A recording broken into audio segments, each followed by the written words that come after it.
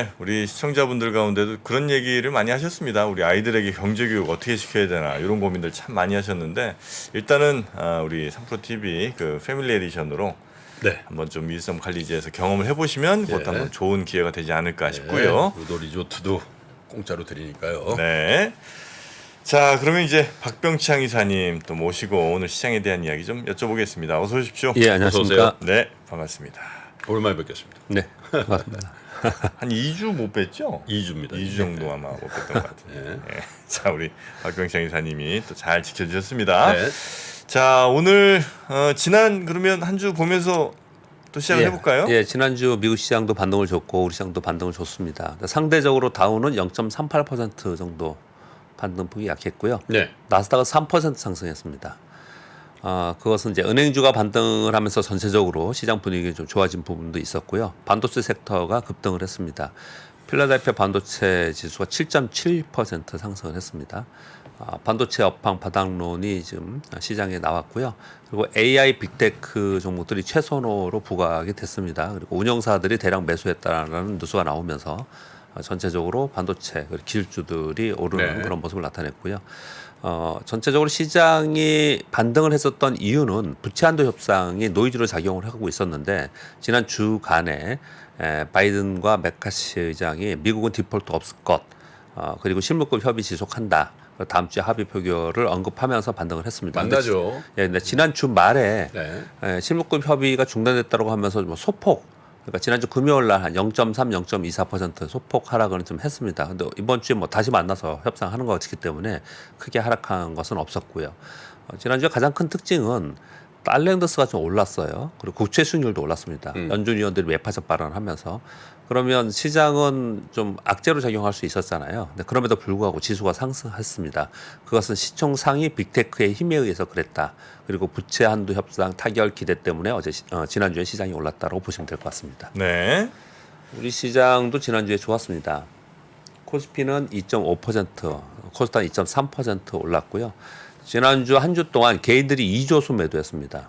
외국인들이 1.4조, 기관들이 약 7천억 정도 수 매수를 해줬습니다. 한 주간으로 보면은 그 규모가 좀 크게 거래가 좀 됐습니다. 예, 많이 됐습니다. 네.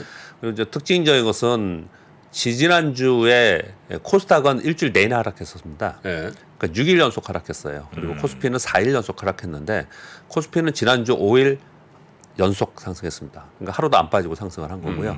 그리고 코스닥은 월요일 날 하락 후에 4일 연속 상승을 했습니다. 네. 삼성전자가 드디어 박스권을 상향 돌파하면서 코스피가 다시 2,500포인트로 올라와서 2,537포인트로 마감을 했고요. 7만 원이 이제 눈앞에 있더군요. 예, 좀 이따 차트를 보여드리도록 하겠습니다. 2차 전지가 종목별로 좀 반등을 좀 했고 반도체 소부장이 강세를 보이면서 코스닥이 2.3%까지 오르는 네. 그런 모습을 나타냈는데 여기 보시면 코스닥이 종목별로 상승한 종목이 굉장히 많았고요. 분위기는 뭐 몇 개 뭐 빠진 섹터들도 있긴 하지만 뭐 엔터주도 올랐고 자동차 부품도 올랐고 반도체주도 올랐고 전체적으로 오르는 분위기였거든요. 네. 그런데 지수는 보면은 코스피 삼성전자 때문에 코스피는 2.5% 올랐는데 코스닥은 상대적으로 좀 오름폭이 좀 덜하다고 느껴지잖아요. 2차 전지 때문에 그렇습니다. 2차 전지는 상대적으로 좀 약했다. 네. 네, 그렇습니다. 그건 좀 이따 말씀을 드리도록 네. 하겠습니다. 이번 주에 가장 중요한 것은 뭐 우리나라는 수출입 데이터 나오는 부분이 굉장히 중요하고요. 이것 때문에 이 섹터가 종목이 실제로 움직입니다. 이 데이터가 나오면은. 그래서 요것을 이제 보면서 저 섹터나 이제 종목별로는 움직임이 있을 요번 것이고요. 아침에 나오겠군요. 예. 네. 그리고 중국 LPR 결정이 있는데 뭐 동결할 것으로 좀 보여지고요. 24일 날 FMC 의사록 공개가 발표되는 부분이 있고요. 그리고 우리나라는 25일 날 금통위가 열립니다. 금리 결정을 하는데 동결로 보이겠죠. 예, 분위기죠. 그리고 26일 날 미국의 PC 물가 지수가 나오는 부분. 26일 날 PC가 나오고요. 6월 13일 날 CPI가 나오고 그다음에 6월 14일 날 FOMC 회의가 시작돼요. 네. 그래서 이 두 개 가지고 요번에 6월에 FOMC 회의에서 기준금리 결정에 중요한 데이터다 이렇게 보기 때문에 네. 이 부분도 굉장히 중요합니다. 네. 시황 전망의 투자 전략 말씀드리면요. 나스닥이 박스권 상단을 돌파했습니다. 이것은 뭐 여러 차례 말씀을 드렸다시피 금리 인상이 끝날 것이라는 게 반영이 되고 빅테크의 이익과 성장을 기대하면서 쏠림 현상이 나타나고 있는 것이고요. 반면에 경기 지표가 둔화되고 소매 실물 경기가 둔화되는 지표들이 좀 나오고 있습니다. 아까 저기 말씀 주셨잖아요. 이제 그리고 신발 업체들 굉장히 그리고 홈디포도 실적이 안 좋게 안 나왔어요. 좋아요? 예. 네. 재량이나 임의 소비재도 좀 안 좋게 나왔습니다. 그래서 다우지수가 상대적으로 약세를 보이고 빅테크가 있는 나스닥은 강세를 보이는 이런 모습을 나타내고 있고요. 6월 CPI와 FOMC 전망에 대해서 좀 의견차가 좀 있는 상황인 거고요. 그리고 부채연도 협상은 계속해서 뭐 잘 된다 안 된다라고 막 그러고 있어요. 그러니까 이제 거기에 따라 등락이 있는 상태에서 저건 노이즈인 것 같고요. 예, 노이즈로 지금 있습니다. 그래서 시장은 계속 그런 노이즈로 왔다 갔다 할 것이다. 이렇게 뭐 이번 주에도 역시나 보고 있고 그 가운데서 종목과 그리고 섹터별로 차별화가 일어나는 게 이제 미국의 시장 상황인 거고요. 우리나라는 4월 17일 날 고점을 찍고 4주 연속 하락 후에 지난주에 반등한 겁니다. 그러네요. 실제로 4주 하락했어요. 좋지 않았습니다, 사실은요. 그래서 코스피는 2,500포인트 전후에서 등락했는데 사실 4주 하락했다고 했지만 멀리 도망간 게 아니고요. 2,500포인트 아래 떨어졌다 레인지 안에 다시 있었죠. 2,500포인트 위로 올라오고 그냥 여기서 그냥 왔다 갔다 한 거고요. 네. 이제 코스닥은 단기 급등했기 때문에 가격 조정 하락이 좀 있었습니다. 이제 반등의 폭도 상대적으로 좀 커지겠죠. 시장이 이제 추가 상승에 대한 기대감이 좀 있는데 그 이유를 좀 말씀을 좀 드리면 시장의 분위기는요. 2차 전지가 하락폭이 컸습니다. 그래서 이쯤 되면 좀 반등을 할 수 있지 않겠냐라는 얘기들이 나오고 있는 그런 상황이고요. 네. 그래서 만약에 가격 반등을 하지 못한다 하더라도 기간 조정을 거치는 것이 가격은 어느 정도 좀 충분히 빠지지 않았냐라는 얘기들이 많이 나오고 있어요. 네. 그러면 여기는 좀 버텨줄 수 있잖아요. 얘들 때문에 빠졌다면요. 그리고 로봇도 그래요. 2차 전지만 자꾸 얘기를 하는데 로봇도 1월에 고점 찍고 계속 내려와서 밑에 있거든요. 그래서 이들도 이제 가격 하락 조정을 좀 마무리하고 기간 조정 또는 반등을 하지 않겠냐는 기대감이 깔려 있는 거거든요. 그런데 반도체가 뜨기 시작을 한 거예요. 그러니까 반도체 뜨기 전에 뭐가 먼저 떴냐면은 사실은 자동차가 먼저 떴습니다. 그렇죠. 자동차 부품하고 지난주에는. 네. 그러니까 시장 분위기가 굉장히 매크로 시황이나 이런 부분들은 굉장히 안 좋은데 먼저 많이 올랐던 것은 먼저 빠졌어요. 그래서 조정을 4주 동안 보였습니다. 그런데 그 바톤 터치를 받고 다시 자동차, 자율주행, 전자부품, 반도체 이런 게 뜨니까 그러면 이 삼성전자 여기서 좀 추가적으로 뜨든지 아니면 여기서 버텨준다면 그렇다면은 지금 이런 좀 쟁쟁한 섹터들이 얘들이 순환하면서 움직여주면은 지수는 좀 더 위쪽으로 보지 않을까 이렇게 요즘 분위기가 좀 되어 있는 그런 상황이고 네.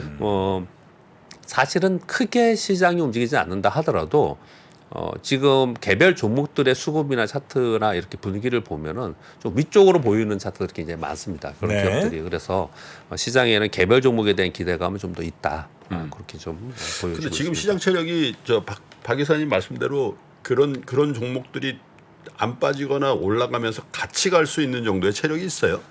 같이 가면 정말 좋겠죠. 근데 네. 그렇게까지는 아닌 것 같아요. 체력은 있는 것 같은데요. 제가 보기에는 심리가 안 따라주는 것 같습니다. 그러니까 심리가 안 따라준다는 얘기는 요 반도체 얘기할 때 제가 지지난주에 그런 얘기를 했는데 네. 반도체 저점인 것 같아. 네. 이번에 실적 발표하는 거 보니까 네. 2분기 안 좋다고 하지만 이번에가 거의 저점일 가능성이 높아. 이런 얘기들을 하거든요. 그러면은 여기서 밑에서 사려고 하는 이제 매수가 들어와야 되잖아요.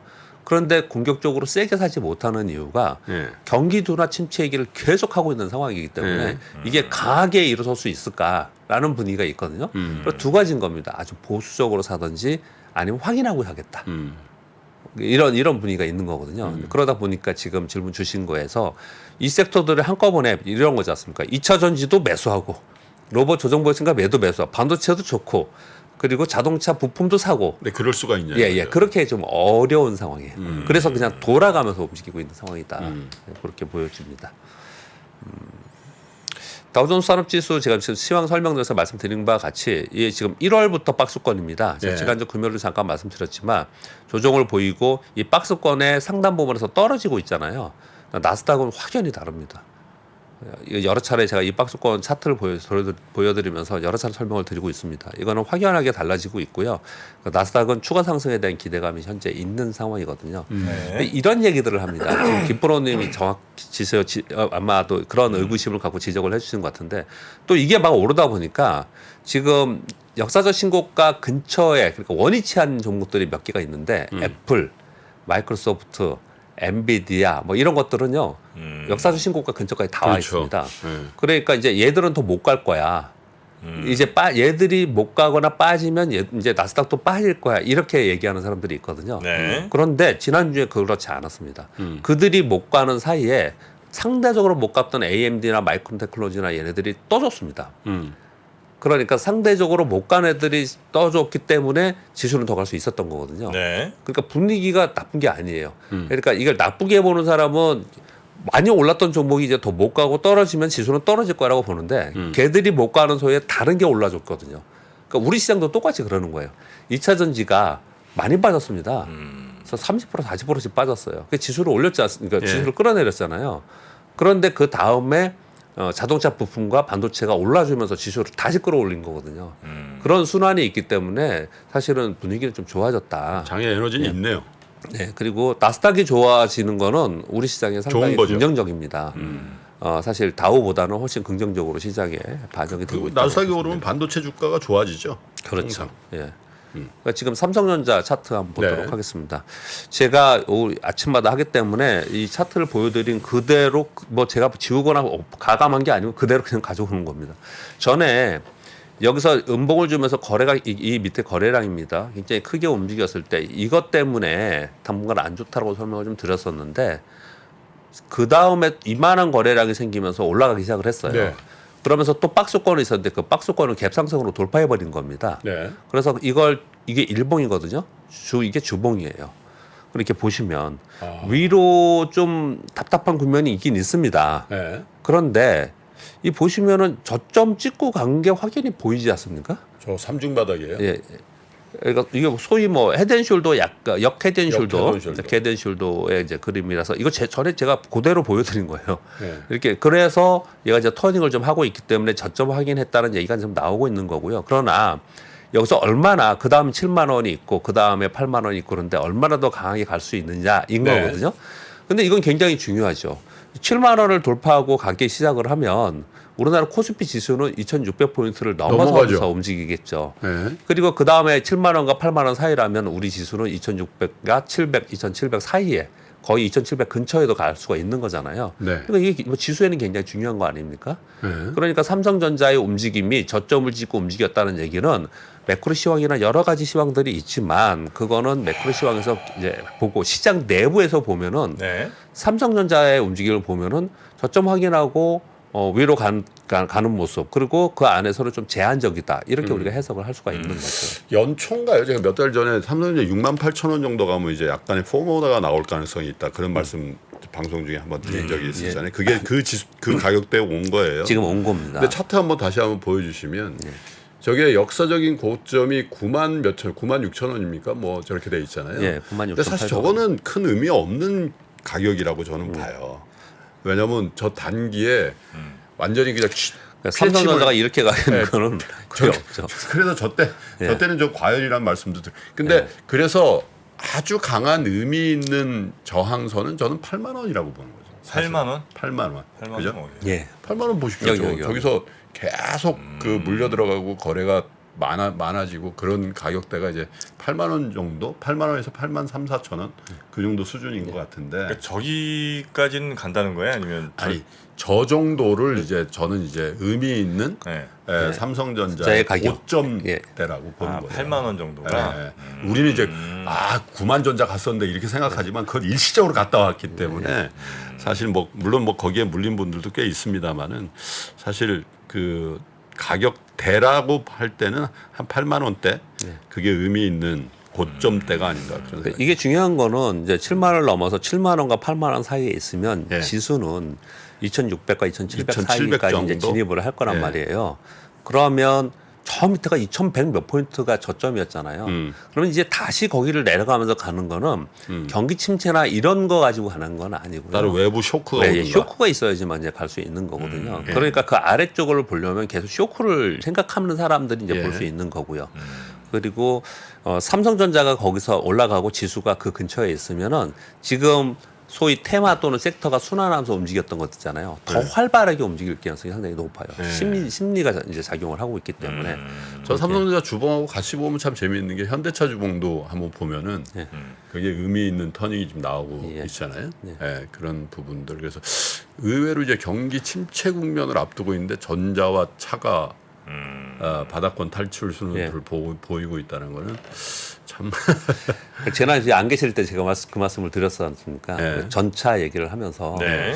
이 삼성전자를 보면서 이게 지금 저점을 찍었다 그리고 위쪽으로 좀 본다라고 생각하면서 시장은 경기 침체기가 들어가고 쇼크가 올 거야라고 생각하는 걸 서로 양쪽으로 서로 반대되는 생각을 갖고 있으면 안 된다. 이건 삼성전자가 가는데 시장은 빠질 거야. 이건 좀 말이 안 되는 거다. 그래서 시장이 약하다고 보는 사람은 삼성전자를 바라보면서 삼성전자 제한적으로 바라보는 게 맞는 거고 삼성전자 저점 찍고 올라간다고 보는 사람은 시장을 그렇게 뭐라고 할까 약세론으로 보는 것은 서로 자기 부정이라는 거죠. 제가 생각하기에는 논리가 잘 안 맞네. 예, 그렇다는 거죠. 그것을 같이 봐야 된다 이 말씀을 제가 계속 드리고 있습니다. 네. 그리고 뉴스 말씀드리겠습니다. 이제 아까 뉴스3에서 전해드렸던 내용입니다. 파월 의장이 6월에 금리 동결을 시사하는 내용을 썼습니다. 그냥 읽어만 드리도록 하겠습니다. 긴축 정책이 시차를 두고 어떤 효과를 가질지 또 최근 은행업의 스트레스에 따른 유동성 축소가 어느 정도일지 불확실하다. 현재 상황에서 데이터와 점차 발전한 경제 전망을 보며 신중하게 평가할 이유가 있다. 이 두 가지입니다. 은행업의 스트레스에 따라서 유동성 축소가 어느 정도일지 불확실하다. 유동성 축소가 나타날 것을 나는 확인하겠다. 그래서 이런 전망을 전체적으로 봤을 때 신중하게 평가할 이유가 있다. 그러니 동결하고 보겠다. 이런 얘기를 한 거예요. 그래서 이제 시장은 요거는 지난 주말에 나왔기 때문에 이번 주에 반영이 좀 될 가능성이 있고요. 그리고 좀 안 좋은 얘기들이 좀 몇 가지가 있었습니다. G7 정상회의 하면서 대만과 미국이 무역 촉진을 위한 초기 협정에 서명했다. 이거 지금 중국에서 되게 반발하고 있는 상황이고요. 그리고 G7 정상회의에서 중국 러시아 견제에 대한 공동 성명을 한 거. 이것도 강력하게 반발 좀 하고 있는 상황입니다. 이런 상황 속에서 중국이 마이크론 구매 중단. 아까 뉴스에 나왔던 발표를 좀 했습니다. 중국 내 판매되는 마이크론 제품의 안보 문제를 제기해서 구매 중단 공고를 좀 해서 본격적으로 지금 미중 간 반도체에 관련된 이제 패권 전쟁이 지금 본격적으로 지금 구체화되고 있는 상황이거든요. 그래서 이거를 2번, 3번, 4번 뉴스 보면 좀 머리 아파요. 머리 아픈 그런 상황입니다. 어떻게 전개될지 이거는 계속 지켜봐야 되는 그런 상황이고 뭐 딱 부러지게 어떻다라고 말하면서 우리가 액션을 취하기가 굉장히 어려운 부분입니다. 그래서 그냥 뉴스를 전해드리는 부분까지만 말씀을 드리도록 하겠습니다. 대만의 그 FPCB 업체인 플렉시엄 인터커넥터라는 회사가 있는데요. 여기 디지타임즈에 나온 뉴스인데 2분기 선적이 계속 증가하고 있다고 합니다. 이 회사는 애플 아이폰과 맥북 아이패드용 FPCB 주 매출인 회사이고요. 전체 시장 10% 점유율을 갖고 있는 회사인데 하반기 애플형 신제품을 증산하기 시작했다라는 뉴스가 나오기 시작을 했다라는 거고요. 몇 가지 이제 길주의 뉴스가 요즘에 좀 많이 나오고 있습니다. 낸드 공급 업체들은 가격 인상을 고심 중이다. 디지타임즈 뉴스들입니다. 소니는 금융사업 분사 후에 반도체와 엔터 사업에 집중한다. 엔비디아는 AI용 GPU 주문량이 급증했고 중국의 서버 업체 GPU 공급 부족으로 가격을 올리고 있다. 이런 얘기를 하고 있는 거죠. 그래서 이거는 차트 한번 보도록 하겠습니다. 엔비디아의 월봉입니다. 아까 말씀드렸듯이 신고가에 다 왔습니다. 올해 113% 오른 장 부사장 거거든요. 좋겠구만. 원래 다 올라온 겁니다. 그래서 사실 또 이런 거 보면은 예전에 시장을 주도했던 거하고 결이 약간 다르거나 종목이 약간 달라지지만 여전히 이렇게 시장을 주도하는 종목들이 나타나고 있다라는 그러니까 필라델피아 반도체 지수 이런 게 좋죠. 예, 그렇습니다. 또 한 가지는요. 한 가지는 외국인들이 최근 한 달에 2조 6천억 정도 한 달 동안이요. 5월 18일까지 그러는데 제가 요것도 매일 아침 이런 말씀을 드렸습니다. 우리 원화가 계속 올라갔어요. 그러면 이제 보통 외국인들이 주춤하는데 하루에 몇 천억씩 계속 샀습니다. 물론 삼성전자 위주로 좀 샀어요. 근데 그렇게 계속해서 환율이 약세임에도 불구하고 계속 사줬다는 건 좀 독특한 거였습니다. 근데 역시나 그래서 삼성전자가 이제 올랐던 거거든요. 그 사이에 뭘 샀냐 봤더니 반도체하고 엔터주를 많이 사고 그리고 2차 전지를 좀 팔았더라라는 건데 요거 옵니다. 보시면 삼성 그 한 달 동안 2조 6천억 많이 산 거거든요. 최근 삼성전자하고 하이닉스 쓰면 다 산 삼성전자, SK 거네. 하이닉스, 2조 6천억이면 현대차. 정확히 떨어지는데. 예, 현대, 롯데, 네이버 이렇게 샀거든요. 그러니까 이 보시면 전차를 산 거예요. 전차를 산 거고요. 순매도는 이제 많이 올랐던 많이 올 때 2차 전지에 좀 매도를 한 것입니다. 그러니까 주가에 그대로 반영이 된 거죠. 여기 그대로 보시면 될 것 같습니다. 그리고 야, 근데 엔비디아 진짜 차트 진짜 굉장하네. 저렇게 훅 빠졌다가 확 들어버려. 예. 참. 굉장하네. 진짜. 애플 MR 헤드셋 있잖아요. 네.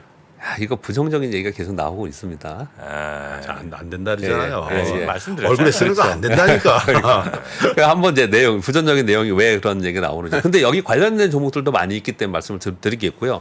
여전히 기대하는 것도 있습니다. 네. 팀 쿡이 이거를 송구시켜야 된다라는 의견들이 많이 나오네요. 네. 그래서 팀 쿡이 직접 요번에 6월 5일 날 연례 개발자 회의에서 공개할 것이고요. 신성장 사업 성공의 시험대가 될 것이다. 그리고 긍정적으로 보는 측의 내용은 어떤 내용이냐면 이번에 만약에 실패를 거둔다 하더라도 네. 애플이 이 시장 자체를 새롭게 정의하고 구성할 잠재력을 가지고 있어서 향후에 기여를 많이 할 것이다. 이렇게 얘기를 좀 하고 있는 거고요. 안 되는 쪽에 이제 얘기를 좀 이렇게 얘기를 해볼게요. 원래 가벼운 안경 모양으로 구현한다 그랬잖아요. 근데 길적 한계로 인해서 스키 골고 모양으로 이번에 나온다고 또 합니다. 가격도 $3,000. 3,000달러. 워낙에 계속 비용이 많이 들었기 때문에 이게 원가 수준이다 이렇게 얘기를 해요. 그러다 보니 경영진 내부에서 비관론이 나오고 있고 가격을 나오든지 이거 포기해야 된다 이런 얘기들이 요즘 나오고 있다라는 얘기를 하고 있고요. 그래서 그게 구체적으로 나온 게 뭐냐면은 요번에 그거 출시되고 나서 첫 해에 약 300만 대 매출을 그러니까 판매를 계획했었는데요. 그 계획을 90만 대로 줄였다고 합니다. 3분의 1도 아래로.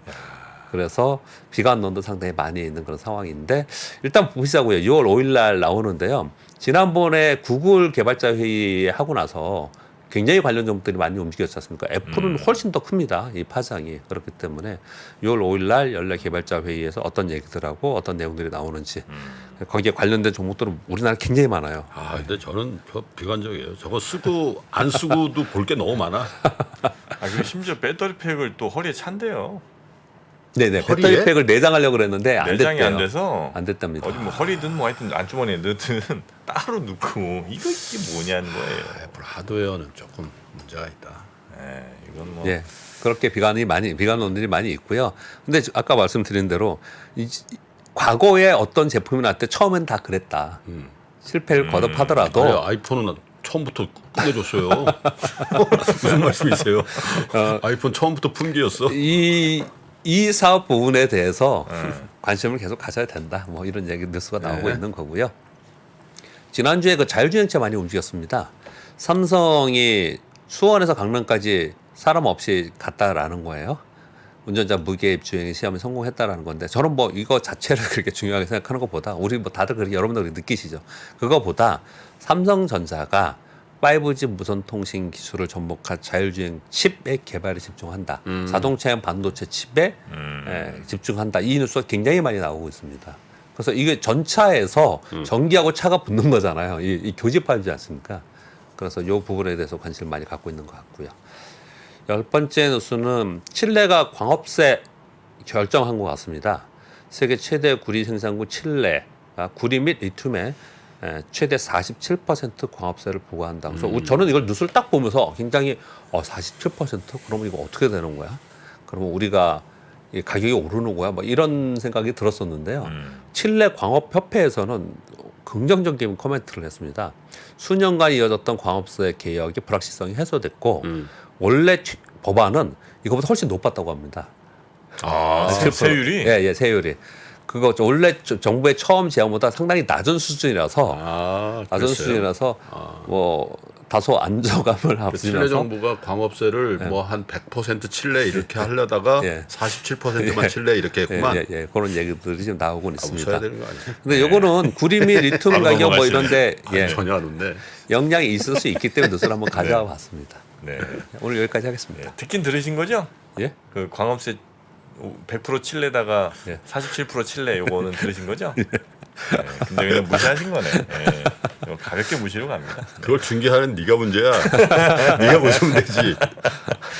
자, 우리 박병창 이사님과 함께 오늘 시장에 영향을 줄 만한 여러 가지 한번 뉴스까지 살펴봤고요. 예. 내일도 잘 부탁드리겠습니다. 예, 감사합니다. 네, 감사합니다. 고맙습니다. 시간이 흘러도 변하지 않는 여러 가지 원칙과 사고 체계는 존재하거든요. 대가들의 사고 체계, 투자 기법이 아니라 생각의 방법. 그런 거를 분해를 해서 재구성을 해서 하나의 어떤 틀로 조합을 하는 과정이 필요한 것 같다. 라쿤 자산운용 홍진채 대표의 거인의 어깨 19년간 초과 수익을 달성한 그가 어떻게 주식 대가들의 투자법을 활용했는지 이 책에서 최초로 공개합니다.